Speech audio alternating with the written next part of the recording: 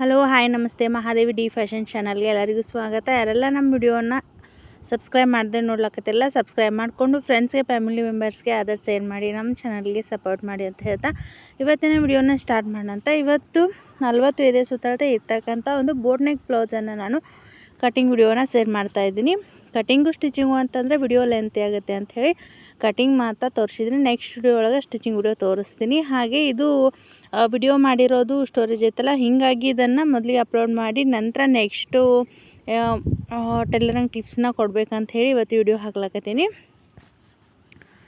ಹಾಗೆ ಇವಾಗ 40 ಎದೆ ಸುತ್ತಳತೆ ಅಂದಮೇಲೆ ಇದಕ್ಕೆ ನಾನು ಇವ್ರದ್ದು ಪೂರ್ಣ ಶೋಲ್ಡರ್ ಬಂದು 16 ಇಂಚ್ ಐತೆ. 16ದ ಅರ್ಧ ಅಂತಂದರೆ 8 ಇಂಚ್ ಆಯಿತು. ಸ್ಟಿಚಿಂಗ್ ಮಾರ್ಜಿನನ್ನು ಅರ್ಧ ಇಂಚ್ ಸೇರಿಸಿ ನಾನು 8.5 ಇಂಚನ್ನು ನಾನು ಶೋಲ್ಡರನ್ನು ಮಾರ್ಕಿಂಗ್ ಮಾಡ್ತಾಯಿದ್ದೀನಿ. ಈ ಒಂದು 8.5 ಇಂಚ್ ಇದು ಏನೈತಲ್ಲ, ಪ್ರತಿಯೊಂದು ಇವ್ರ ಬ್ಲೌಸ್ ಏನು ಕಸ್ಟಮರ್ ಬ್ಲೌಸ್ ಐತಲ್ಲ, ನಾನು ಪ್ರತಿಯೊಂದು ಬ್ಲೌಸ್ ಸ್ಟಿಚಿಂಗ್ ಮಾಡುವಾಗ ಇಷ್ಟೇ ತೊಗೊಂಡಿರ್ತೀನಿ.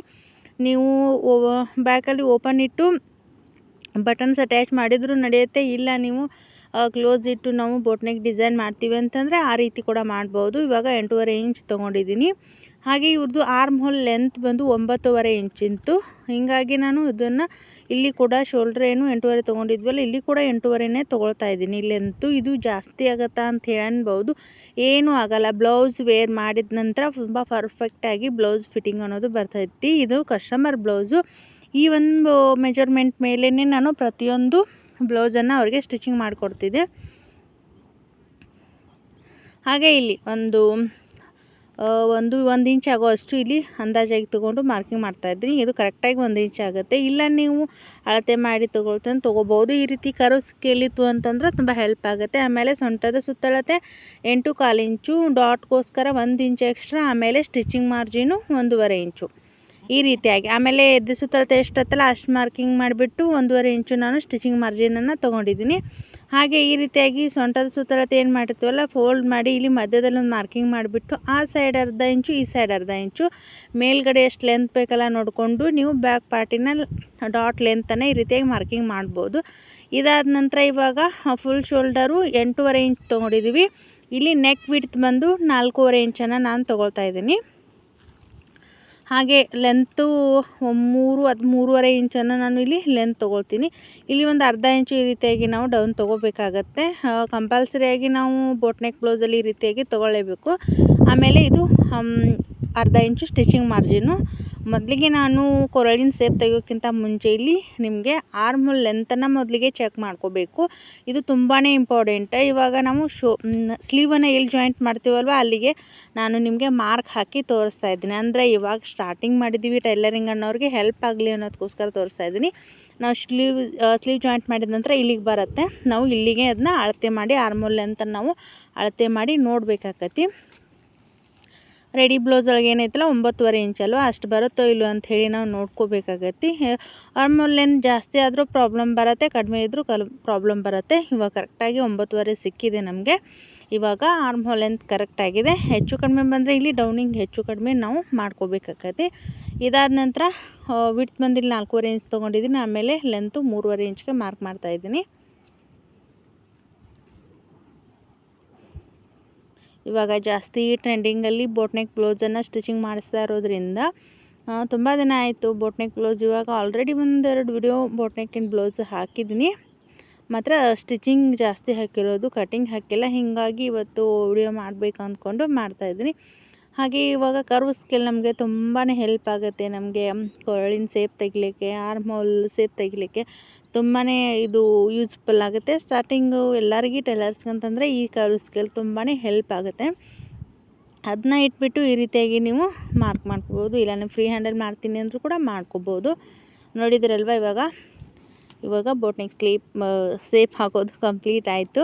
ಹಾಗೆ ಇವಾಗ ಕೊರಳಿನ ಲೆಂತು ನೀವು ಎಷ್ಟು ಲೆಂತ್ ಬೇಕಲ್ವ ನೋಡಿಕೊಂಡು ಇಡ್ಬೋದು. ಇಲ್ಲಿ ನಾನು 10 ಇಂಚು ಮಾಮೂಲಾಗಿ ಈ ಒಂದು ಬ್ಲೌಸ್ಗೆ ಏನೈತಲ್ಲ ರೆಡಿ ಬ್ಲೌಸ್ ಒಳಗೆ 10 ಇಂಚ್ ಇತ್ತು, 10 ಇಂಚ್ ತೊಗೊಂಡಿದ್ದೀನಿ. ಆಮೇಲೆ ಇಲ್ಲಿ ಈ ಸೈಡ್ ಕೂಡ 10 ಇಂಚಿಗೆ ಮಾರ್ಕಿಂಗ್ ಮಾಡ್ತೀನಿ. ಮೇಲ್ಗಡೆ ನಾವು 4.5 ಇಂಚಿಗೆ ತೊಗೊಂಡಿದ್ವಲ್ವ, ಕೆಳಗಡೆನೂ ಅಷ್ಟೇ ತೊಗೋಬೇಕಂತೇನಿಲ್ಲ. ನಿಮಗೆ ಬ್ರಾಡ್ ಬೇಕು ಅಂತಂದರೆ ತೊಗೋಬೋದು, ಇಲ್ಲ ಅಂತಂದರೆ ನೀವು ಇಲ್ಲಿ 4 ಇಂಚಿಗಾದರೂ ಹಾಕೋಬೋದು ಅಥವಾ 4.25 ಇಂಚಿಗಾದರೂ ಹಾಕೋಬೋದು. ನಾನು ಇಲ್ಲಿ 4 ಇಂಚಿಗೆ ನಾನು ಮಾರ್ಕ್ ಮಾಡ್ತಾಯಿದ್ದೀನಿ. ಅಂದರೆ ಸ್ವಲ್ಪ ಬ್ರಾಡ್ ಜಾಸ್ತಿ ಬೇಡ ಅಂಥೇಳಿ, ನಾರ್ಮಲ್ ಆಗಿರಲಿ ಅಂಥೇಳಿ 4 ಇಂಚ್ ತೊಗೊಂಡಿದ್ದೀನಿ. ತೊಗೊಂಡು ಈ ರೀತಿಯಾಗಿ ನೀವು ಒಂದು ಲೈನನ್ನು ಹಾಕೋಬೋದು. ಇಲ್ಲ ನೀವು ಹಾಗೆ ಸೇಪ್ ಕೊಡ್ತೀನಿ ಅಂದರೆ ಕೊಡ್ಬೋದು. ಇಲ್ಲಿ ನಾನು ಹಾಗೆ ರಫ್ ಸ್ಟಿಚ್ನ ರಫ್ ಮಾರ್ಕ್ ಹಾಕಿ ತೋರಿಸ್ತಾ ಇದ್ದೀನಿ. ಹಾಗೆ ಇಲ್ಲಿ ಬಟನ್ನ ನಾನು ಇದಕ್ಕೆ ಅಟ್ಯಾಚ್ ಮಾಡ್ಬೇಕು ಅಂದ್ಕೊಂಡಿದ್ದೀನಿ. ಹೀಗಾಗಿ ನಾವು ಡೈರೆಕ್ಟಾಗಿ ನೀವು ಗೆರೆಗೆ ಹಚ್ಚಿ ಕಟ್ ಮಾಡಬಾರ್ದು. ಒಂದು ಸ್ವಲ್ಪ ಮಧ್ಯದಲ್ಲಿ ಒಂದು ಅರ್ಧ ಇಂಚ್ ಈ ರೀತಿಯಾಗಿ ಬಿಟ್ರಿ ಅಂತಂದರೆ ನಿಮ್ಗೆ ಸ್ಟಿಚಿಂಗ್ ಮಾಡ್ಲಿಕ್ಕೆ ತುಂಬಾ ಹೆಲ್ಪ್ ಆಗುತ್ತೆ. ಸೊ ಇವಾಗ ಈ ರೀತಿಯಾಗಿ ನೀವು ಕರ್ವ್ ಸ್ಕೇಲ್ ಇಟ್ಟು ಯಾವ ರೀತಿಯಾಗಿ ನಿಮಗೆ ಡಿಸೈನ್ ಬೇಕಲ್ಲ, ರೌಂಡ್ ಶೇಪ್ ಬೇಕು ಅಂದರೆ ಯಾವ ರೀತಿಯಾಗಿ ಬೇಕಲ್ಲ ನೀವು ನೋಡಿಕೊಂಡು ಡ್ರಾ ಮಾಡ್ಕೋಬೋದು. ಇಲ್ಲಿ ನಾವೊಂದು ಇದೊಂದು ಶೇಪು ಈ ರೀತಿಯಾಗಿ ಸ್ಟಿಚಿಂಗ್ ಮಾಡಬೇಕು ಅಂದ್ಬಿಟ್ಟು ಇದನ್ನು ಡ್ರಾ ಮಾಡ್ತಾಯಿದ್ದೀನಿ. ಹಾಗೆ ನೀವು ಇನ್ನೂ ಡ್ರಾ ಮಾಡ್ಕೊಂಡ ನಂತರ ನಿಮ್ಗೆ ಬೇರೆ ಏನಾದರೂ ಡಿಸೈನ್ಸ್ ಬೇಕು ಅಂತಾರು ಕೂಡ ಮಾಡ್ಕೋಬೋದು. ಇವಾಗಿಲ್ಲಿ ನಾನು ಬೋಟ್ ನೆಕ್ ಬ್ಲೌಸ್ ಕಟ್ಟಿಂಗೋಸ್ಕರ ಈ ಶೇಪ್ ಹಾಕ್ತಾಯಿದ್ದೀನಿ. ಸ್ಟಿಚಿಂಗ್ ವಿಡಿಯೋ ಒಳಗೆ ಇದೇ ರೀತಿ ಸ್ಟಿಚಿಂಗ್ ಮಾಡ್ತೀನ ಅಥವಾ ಬೇರೆ ಡಿಸೈನ್ ಮಾಡ್ತೀನಿ ಅನ್ನೋದು ತೋರಿಸ್ತೀನಿ ನಿಮಗೆ. ಇವಾಗ ನೋಡಿದ್ರಿ ಅಲ್ವಾ, ಬ್ಯಾಕ್ ಪಾರ್ಟು ಮಾರ್ಕಿಂಗ್ ಮಾಡೋದು ಕಂಪ್ಲೀಟ್ ಆಯಿತು. ಸಿಂಪಲ್ಲಾಗಿ ಈ ರೀತಿಯಾಗಿ ಕಟಿಂಗ್ ಮಾಡ್ತೀನಿ. ಹಾಗೆ ನೀವು ಅನ್ಬೋದು ಇದು 8.5 ಇಂಚು ಶೋಲ್ಡ್ರ್ ಜಾಸ್ತಿ ಆಗುತ್ತಲ್ಲ ಅಂಥೇಳಿ. ಅಂದರೆ ಒಂದು ಫಸ್ಟ್ ಸ್ಟಾರ್ಟಿಂಗಲ್ಲಿ ನಾನು ಸ್ಟಾರ್ಟ್ ಮಾಡಿದಾಗ ಈ ಒಂದು ರೆಗ್ಯುಲರ್ ಕಸ್ಟಮರ್ ಇವರು. ನಾನಿವಾಗ ಹೆಂಗೆ ಮಾರ್ಕ್ ಮಾಡಿದ್ದೀನೋ ಹಂಗೆ ಮಾರ್ಕಿಂಗನ್ನು ಮಾಡಿ ಕಟ್ ಮಾಡ್ತಾಯಿದ್ದೀನಿ. ಆಮೇಲೆ ನೆಕ್ಸ್ಟ್ ಏನೈತಲ್ಲ, ಇಲ್ಲಿ ಏನು ಡೌನಿಂಗ್ ಅದು ತೊಗೊಂಡಿದ್ವಲ್ವ ಅದನ್ನ ಸ್ಟಿಚಿಂಗ್ ಮಾಡುವಾಗ ನಾನು ಕಟಿಂಗ್ ಮಾಡ್ತೀನಿ. ಸ್ಟಾರ್ಟಿಂಗಲ್ಲಿ ಇವರಿಗೆ ನಾನು ಫುಲ್ ಶೋಲ್ಡರ್ ಮತ್ತು 8 ಇಂಚ್ ತೊಗೊಂಡೆ. ಹಿಂದೆ ಫುಲ್ ಕ್ಲೋಸ್ ನೆಕ್ ಇಟ್ಟಿದೆ. ಫುಲ್ ಅಂದರೆ ಬಟನ್ ಅಟ್ಯಾಚ್ ಮಾಡಿರಲಿಲ್ಲ, ಫುಲ್ ಕ್ಲೋಸ್ ಆಗಿ ಬೋಟ್ ನೆಕ್ ಇಟ್ಟು ಸ್ಟಿಚ್ ಮಾಡಿದ್ನಿ. ಆವಾಗ ಸ್ವಲ್ಪ ಟೈಟ್ ರೀತಿ ಅನಿಸ್ತಾಯಿತ್ತು. ಹೀಗಾಗಿ ನಾನು 8.5 ಇಂಚ್ ಏನು ತೊಗೊಂಡಿದ್ನಲ್ಲ ಇವಾಗ ತುಂಬ ಪರ್ಫೆಕ್ಟಾಗಿ ಕೂರ್ತಾಯಿದೆ. ಇವಾಗ ಫ್ರಂಟು ಶೇಪನ್ನು ಕಟಿಂಗ್ ಮಾಡ್ತಾಯಿದ್ದೀನಿ. ಮೊದಲಿಗೆ ಬ್ಯಾಕ್ ಪಾರ್ಟಲ್ಲಿ ಏನು ತೊಗೊಂಡಿದ್ವಲ್ಲ ಫುಲ್ ಶೋಲ್ಡರು, ಇಲ್ಲಿ ಕೂಡ ಅದೇ ರೀತಿಯಾಗಿ 8.5 ಇಂಚ್ಗೆ ನಾನು ಒಂದು ಮಾರ್ಕಿಂಗನ್ನು ಮಾಡ್ತೀನಿ.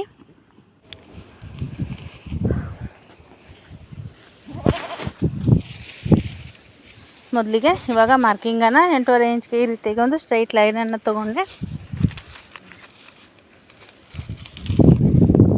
ಇದಾದ ನಂತರ ಇಲ್ಲಿ ಕೂಡ ನೆಕ್ ಬಿಡ್ತನ್ನು ನಾನು 4.5 ಇಂಚನ್ನು ತೊಗೊಳ್ತಾ ಇದ್ದೀನಿ.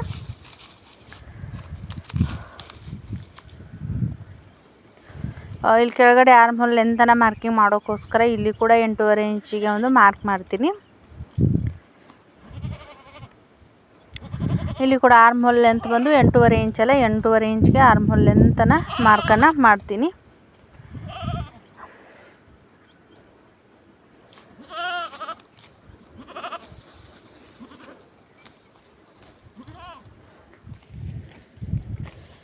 ಇದಾದ ನಂತರ ನೆಕ್ ಬಿಡ್ತೀನಲ್ಲ 4.5 ಇಂಚ್ಗೆ ನೆಕ್ ಬಿಡ್ತಾನೆ ಮಾರ್ಕಿಂಗನ್ನು ಮಾಡ್ತೀನಿ.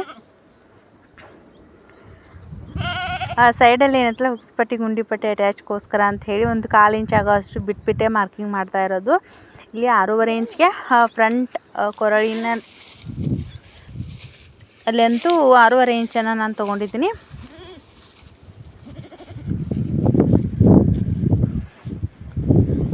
ಇಂಚ್ಗೆ ಈ ರೀತಿಯಾಗಿ ಮಾರ್ಕಿಂಗನ್ನು ಮಾಡ್ತೀನಿ.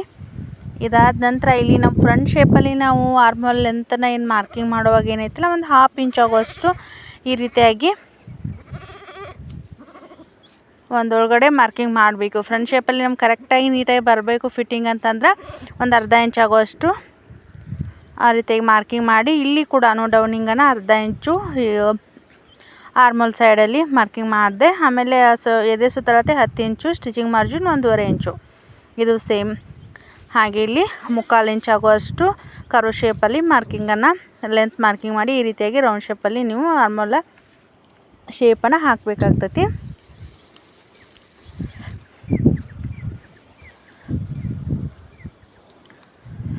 ಇದಾದ ನಂತರ ಫ್ರಂಟ್ ನೆಕ್ ಏನೈತಲ್ಲ ಸ್ವಲ್ಪ ಇವಾಗಿನ ಟ್ರೆಂಡಿಂಗ್ನೆಲ್ಲ ಐತಲ್ಲ ಆ ಶೇಪ್ ಹಾಕಬೇಕಂತೇಳಿ ನಿಮಗೆ ಮಾರ್ಕಿಂಗ್ ಮಾತ್ರ ಮಾಡಿ ತೋರಿಸಿದೆ. ಆಮೇಲೆ ಏನೈತಲ್ಲ ಸ್ಟಿಚಿಂಗ್ ಮಾಡುವಾಗ ಕೂಡ ನಿಮಗೆ ನಿಮ್ಮ ಜೊತೆ ಶೇರ್ ಮಾಡ್ತೀನಿ.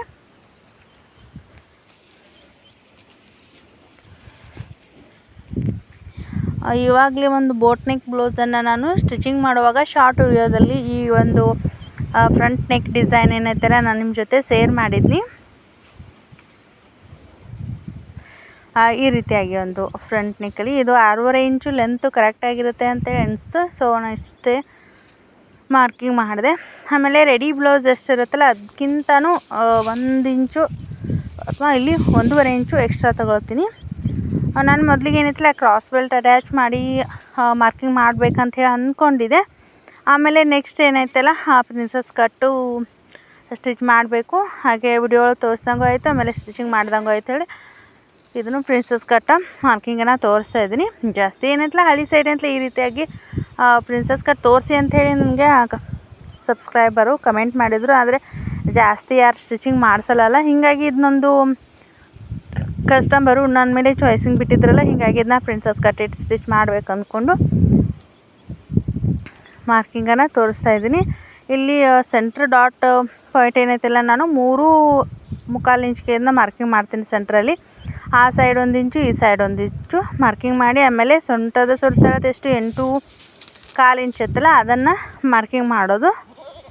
ಆಮೇಲೆ ಕ್ರಾಸ್ ಬೆಲ್ಟ್ ಶೇಪ್ ಏನೈತಲ್ಲ ತೆಗಿಬೇಕಂತೇಳಿ ಆ ಕಡೆ 1 ಇಂಚಿಗೆ ನಾನು ಮಾರ್ಕಿಂಗ್ ಮಾಡಿಬಿಟ್ಟಿದ್ದೆ. ನಂತರ ಇಲ್ಲಿಂದ ಇಲ್ಲಿಗೆ ಡಾಟ್ ಲೆಂತ್ ಏನೈತಲ್ಲ ಕ್ರಾಸ್ ಬೆಲ್ಟಿಂದ 2 ಇಂಚು ನಾನು ಕ್ರಾಸ್ ಬೆಲ್ಟ್ಗೆ ಅಂತೇಳಿ ಮಾರ್ಕಿಂಗ್ ಮಾಡಿದ್ನಿ. ಅದರಿಂದನೇ ಒಂದು 2.25 ಇಂಚ್ ಆಗೋಷ್ಟು ಮೇಲ್ಗಡೆ ಮಾರ್ಕಿಂಗ್ ಮಾಡಿದ್ದೆ. ಆಮೇಲೆ ಬೇಡ ಪ್ರಿನ್ಸಸ್ ಕಟ್ ಇರಲಿ ಅದನ್ನಂಥೇಳಿ ಈ ರೀತಿಯಾಗಿ ಸಿಂಪಲ್ಲಾಗಿ ಮಾರ್ಕಿಂಗ್ ಮಾಡಿದೆ. ಸ್ಟಿಚಿಂಗ್ ಆದ ನಂತರ ಯಾವ ರೀತಿಯಾಗಿ ಬಂತು ಅಂತೇಳಿ ನಿಮ್ಗೆ ವಿಡಿಯೋ ಮೂಲಕ ತೋರಿಸ್ತೀನಿ. ನೋಡಿದ್ರಲ್ಲ, ಇಷ್ಟೇ. ಅಂದರೆ ನಾನು ಯಾವ ರೀತಿಯಾಗಿ ಪ್ರಿನ್ಸಸ್ ಕಟ್ಟಿಂಗ್ ಮಾಡುವಾಗ ಎಕ್ಸ್ಟ್ರಾ ಬಟ್ಟೆ ತೊಗೋಬೇಕು ಅಂತೇಳಿ ತಿಳಿಸ್ಕೊಡ್ತೀನಿ. ಈ ರೀತಿಯಾಗಿ ಮಾರ್ಕಿಂಗ್ ಮಾಡಿದೆ. ಸೊ ಇದಾದ ನಂತರ ಇವಾಗ ಏನೈತಲ್ಲ ಇಲ್ಲಿ ಕೂಡ ಮೊದಲಿಗೆ ರೆಡಿ ಸೊಂಟದ ಸುತ್ತಳತೆ 8.25 ಇಂಚು, ಸ್ಟಿಚಿಂಗ್ ಮಾರ್ಜಿನ್ 1.5 ಇಂಚು ಇವನ್ನು ಜಾಯಿಂಟ್ ಮಾಡಿ ಎಕ್ಸ್ಟ್ರಾ ಯಾವ ರೀತಿಯಾಗಿ ನೀವು ಮಾರ್ಕಿಂಗ್ ಮಾಡ್ಕೋಬೇಕಂತ ತಿಳಿಸ್ತೀನಿ. ಇಲ್ಲಿ ನಾವು ಡಾಟ್ ಮಾರ್ಕಿಂಗ್ ಮಾಡಿದ್ವಲ್ಲ ಮೊದಲಿಗೆ, ಇಲ್ಲಿ ಎಷ್ಟು ತೊಗೊಂಡಿದ್ವಿ, ಆ ಸೈಡ್ 1 ಇಂಚು, ಈ ಸೈಡ್ 1 ಇಂಚು ಮಾರ್ಕಿಂಗ್ ಮಾಡಿದ್ವಲ್ಲ, ಟೋಟಲಾಗಿ 2 ಇಂಚ್ ತೊಗೊಂಡಿದ್ವಿ. ನೀವು ಜಾಸ್ತಿ ಇದಕ್ಕಿಂತ ಒಂದು ಸ್ವಲ್ಪ ಜಾಸ್ತಿ ಬೇಕು ಅಂತಂದ್ರೆ ತೊಗೋಬೋದು. ಇಲ್ಲಿ 2 ಇಂಚ್ ಎಕ್ಸ್ಟ್ರಾ ತೊಗೊಳ್ತೀನಿ. ಈ ಸೈಡ್ ಆರ್ಮಲ್ ಸೈಡ್ ಏನೈತಿಲ್ಲ ಅರ್ಧ ಇಂಚ್ ಆಗೋಷ್ಟು ಎಕ್ಸ್ಟ್ರಾ ತೊಗೊಳ್ತೀನಿ. ಇದಾದ ನಂತರ ಈ ಸೈಡ್ ಒಂದು ಲೈನ. ಇದು ಫಸ್ಟ್ ಟೈಮ್ ನಾನು ಸ್ಟಿಚಿಂಗ್ ಮಾಡ್ತಾ ಇರೋದ್ರಿಂದ ನಾವು ನಿಮಗೆ ಕಲಿಸ್ತಾ ಈ ವಿಡಿಯೋನ ನಾನು ಚಾನೆಲ್ನ ಸ್ಟಾರ್ಟ್ ಮಾಡಿದ್ದೀನಿ. ಯಾರೆಲ್ಲ ನಮ್ಮ ಚಾನಲ್ ಒಳಗೆ ನಿಮ್ಗೆ ಆರಿ ವರ್ಕ್ ಆಗಿರ್ಬೋದು, ಎಂಬ್ರಾಯ್ಡ್ರಿ ಆಗಿರ್ಬೋದು, ಬ್ಲೌಸ್ ಕಟ್ಟಿಂಗ, ಸ್ಟಿಚಿಂಗ ಇವು ಯಾವ ಮೆಥಡ್ ಇಷ್ಟ ಆಯ್ತಲ್ಲ ಕಮೆಂಟ್ ಮೂಲಕ ತಿಳಿಸ್ರಿ. ಹಾಗೆ ಒಂದು ಲೈಕ್ ಕೊಡೋದ್ರಿಂದ, ನಿಮ್ಮ ಒಂದು ಇನ್ಸ್ಪೈರ್ ಆಗಿ ನಿಮ್ಮ ಕಮೆಂಟ್ ಓದೋದ್ರಿಂದ ನಮಗೂ ಕೂಡ ಇನ್ಸ್ಪೈರ್ ಆಗುತ್ತೆ.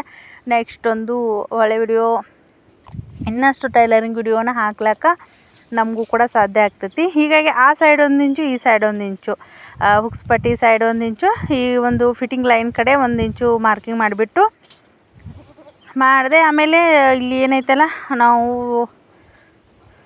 ಒಂದು ಎಕ್ಸ್ಟ್ರಾ ಬಟ್ಟೆನ ತೊಗೊಂಡು 1.5 ಇಂಚ್ ಬಟ್ಟೆನ ತೊಗೊಂಡು ನಾವು ಫೋಲ್ಡ್ ಮಾಡಿ ನಾನು ಸ್ಟಿಚಿಂಗ್ ಮಾಡುವಾಗ ನಿಮಗೆಲ್ಲ ತಿಳಿಸ್ಕೊಡ್ತೀನಿ. ಸೊ ಇವಾಗ ಸೈಡ್ ಅಷ್ಟೇ ಕಟ್ ಮಾಡ್ತೀನಿ. ಇವಾಗ ಕೊರಳಿನ ಸೇಪ್ ಅನ್ನೋದು ನಾನು ಕಟಿಂಗ್ ಮಾಡಲ್ಲ, ಇದನ್ನ ಸ್ಟಿಚಿಂಗ್ ಮಾಡೋವಾಗಲೇ ನಾನು ಕಟಿಂಗ್ ಮಾಡ್ತೀನಿ. ಆಯ್ತಲ್ವ, ಇವತ್ತು ಸಿಂಪಲ್ಲಾಗಿ ನಾನು ಯಾವ ರೀತಿಯಾಗಿ ಕಲಿತು ಸ್ಟಿಚಿಂಗ್ ಮಾಡ್ಲಾಕತ್ತೀನಿ, ಈ ಒಂದು ಬ್ಲೌಸ್ ಏನೈತಲ್ಲ ಬೋಟ್ನೆಕ್ ಬ್ಲೌಸನ್ನು ನಿಮ್ಮ ಜೊತೆ ನಾನು ಶೇರ್ ಮಾಡ್ಕೊಂಡಿದ್ದೀನಿ. ಪ್ರತಿ ಸಲ ಏನೈತಲ್ಲ ನಾನು ಫ್ರಂಟ್ ಸೈಡಲ್ಲಿ ಪ್ರಿನ್ಸಸ್ ಕಟ್ಟಿಟ್ಟು ಸ್ಟಿಚ್ ಮಾಡಿಕೊಡ್ತಿರ್ಲಿಲ್ಲ ಅವ್ರಿಗೆ. ಇವತ್ತು ಫಸ್ಟ್ ಟೈಮ್ ನಾನು ಈ ರೀತಿಯಾಗಿ ಕಟಿಂಗ್ ಮಾಡಿ ಸ್ಟಿಚಿಂಗ್ ಮಾಡ್ತಿರೋದು. ಆಮೇಲೆ ಬೋಟ್ನೆಕ್ ಬ್ಲೌಸ್ ಏನೈತಲ್ಲ ತುಂಬ ಒಂದು ವೆರೈಟಿ ಡಿಸೈನ್ ಒಳಗೆ ಸ್ಟಿಚಿಂಗ್ ಮಾಡಿಕೊಟ್ಟಿನಿ, ಕರೆಕ್ಟಾಗಿ ಅಂತೂ ಬಂದೈತಿ. ಸೊ ಇವತ್ತು ಫಸ್ಟ್ ಟೈಮ್ ನಾನು ಈ ವಿಡಿಯೋನ ಶೇರ್ ಮಾಡ್ತಾಯಿದ್ದೀನಿ. ಬೋಟ್ನೆಕ್ ಡಿಸೈನ್ ಇವತ್ತು ಇಷ್ಟ ಆಯಿತು ಅಂತಂದ್ರೆ ಲೈಕ್ ಮಾಡಿರಿ, ಶೇರ್ ಮಾಡಿರಿ. ಆದಷ್ಟು ಜನಕ್ಕೆ ಈ ವಿಡಿಯೋನ ಶೇರ್ ಮಾಡಿದ್ರಿ ಅಂತಂದ್ರೆ ನಮ್ಮ ಚಾನಲ್ ಇನ್ನೂ ಗ್ರೋ ಆಗ್ಲಿಕ್ಕೆ ಸಾಧ್ಯ ಆಗ್ತೈತಿ ಅಂತ ಹೇಳ್ತಾ ಎಲ್ರಿಗೂ ಕೂಡ ಧನ್ಯವಾದಗಳನ್ನ ತಿಳಿಸ್ತಾ ಇವತ್ತಿನ ವಿಡಿಯೋನ ಎಂಡ್ ಮಾಡ್ತೀನಿ. ನೆಕ್ಸ್ಟ್ ಒಂದು ಒಳ್ಳೆ ವಿಡಿಯೋ ಮುಖಾಂತರ ಭೇಟಿ ಆಗ್ತೀನಿ ಅಂತ ಹೇಳ್ತಾ ಯಾರೆಲ್ಲ ನೋಡ್ಲತ್ತರ ಎಲ್ರಿಗೂ ಕೂಡ ಥ್ಯಾಂಕ್ ಯು ಸೋ ಮಚ್.